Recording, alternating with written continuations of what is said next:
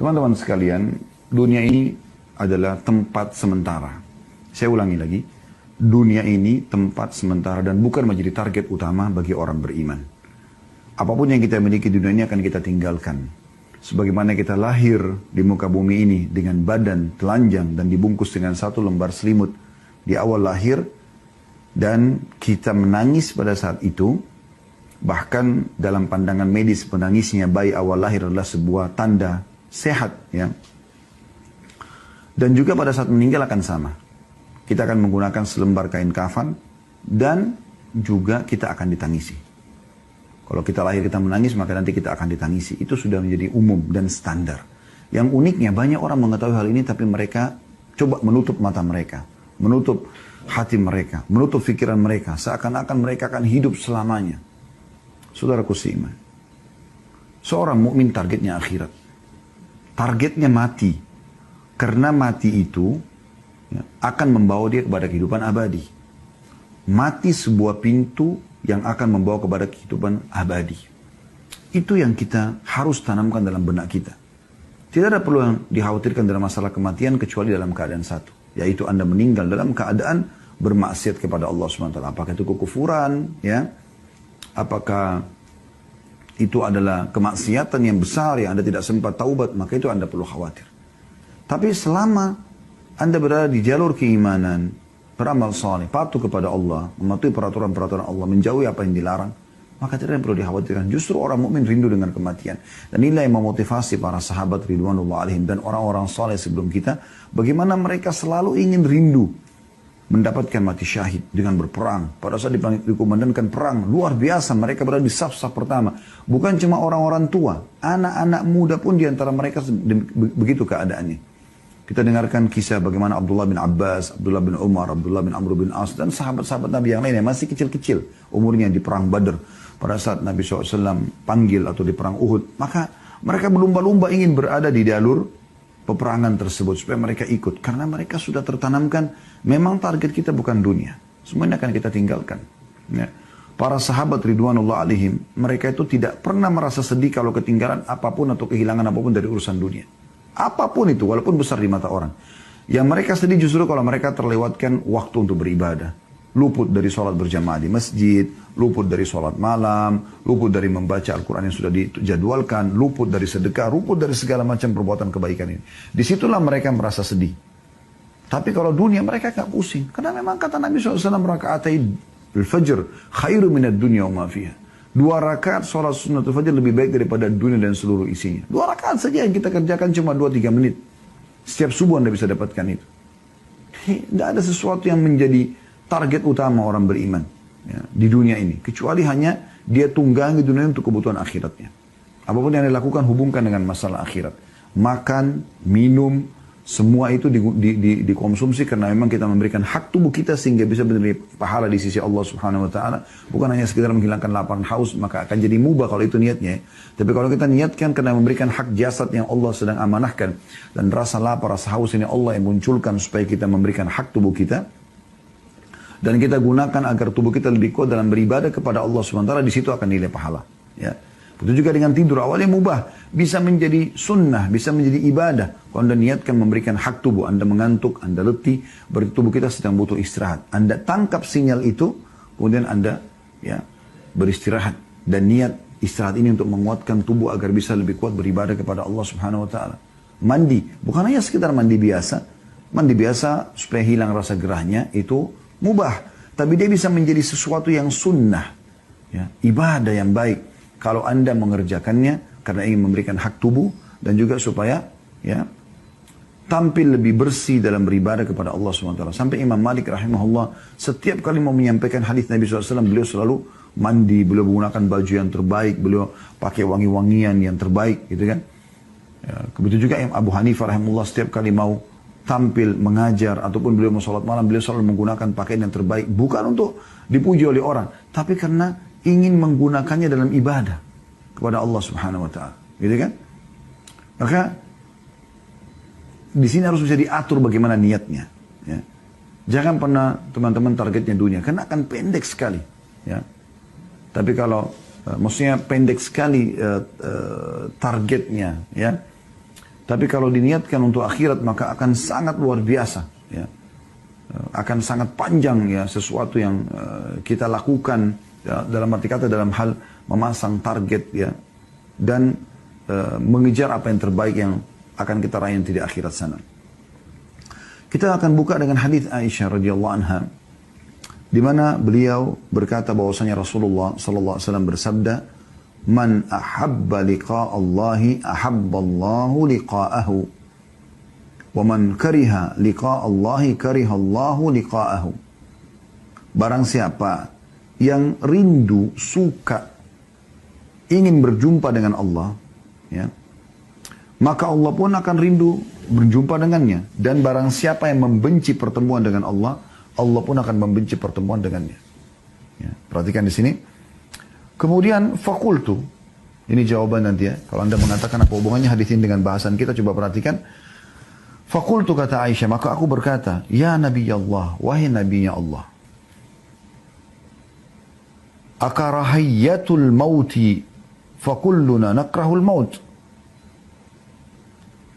Faqala laysa kadhaliki, walakinnal mu'mina idha bushira birahmatillahi wa ridwanihi wa jannatihi ahabba liqa Allah, fa ahabba Allahu liqa'ahu, wa innal kafira idha bushira bi'adabillahi wa sakhatihi kariha liqa Allahi wa kariha Allahu liqa'ah. Artinya, kata Aisyah radhiyallahu anha, apakah yang dimaksud benci akan kematian, wahai Nabi Allah? Tentu kami semua takut dengan kematian. Nah, di sini yang menjawab tadi apa yang saya jelaskan dalam pembukaan kita ya. Jadi orang mukmin tidak perlu takut. Aisyah mengatakan kami selama ini masih takut mati, gitu kan? Tapi dengarkan bagaimana setelah Nabi SAW menjelaskan kepada beliau. Kata Nabi SAW, bukan begitu maksudnya. Namun, maksud yang benar adalah seorang mukmin jika diberi kabar gembira dengan rahmat, keridhaan serta surganya. Nanti kalau mati itu masuk surga loh. Nanti kan kita terima hasil amal-amal kita loh. Nah, misalnya kita bahasakan begitu. Maka dia pun akan rindu mati. Dia ingin rindu segera bertemu dengan Allah. Karena untuk bertemu dengan Allah kan harus mati dulu. Gak mungkin tidak gitu. Ya. Maka Allah pun suka bertemu dengannya. Dan barang siapa yang benci, jika orang kafir diberikan kabar tentang siksa Allah dan ahli maksiat. Nanti kau akan dimasuk neraka, nanti kau akan disiksa. Maka dia pun benci untuk bertemu dengan Allah. Maka Allah pun benci bertemu dengannya. Hadis ini sahih riwayatkan Imam Muslim. Ulama coba mengatakan ada dua jenis orang yang takut mati. Yang pertama takut yang tidak tercela. Yaitu takut sebagai sifat orang mukmin. Misalnya dia takut nanti kalau dia mati amalnya masih kurang. Contoh. Nah itu masih positif ya. Jadi bukan takut karena kematian tapi takut amalnya kurang. Itu sering dinukil dari para salafus saleh. Mereka memang khawatir jangan sampai mereka mati dalam kondisi ya, amalnya masih kurang. Kemudian takut yang tercela adalah takut yang menunjukkan lemahnya iman karena tidak mau berpisah dengan dunia. Maka ini sangat ya buruk. Dan ini yang membuat umat Islam menjadi lemah. Justru nilai plus kita sebagai umat yang beriman kepada Allah pada saat kita justru tidak cinta dengan dunia dan tidak takut dengan kematian. Perhatikan hadisnya, hadis yang masyhur ya.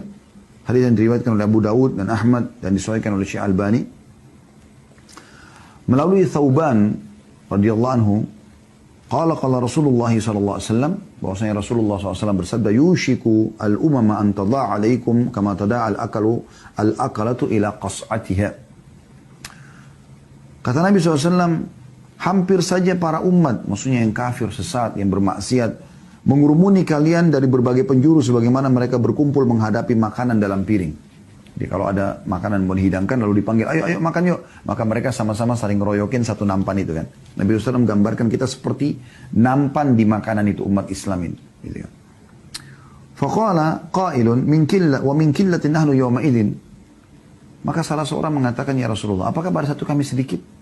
Kenapa para sahabat menanyakan ini teman-teman sekalian? Karena memang di zaman beliau saja, di zaman Nabi Muhammad SAW, umat Islam sedikit sekali. Kota Madinah kota yang kecil ya, dibandingkan kota-kota umat Islam sekarang ini.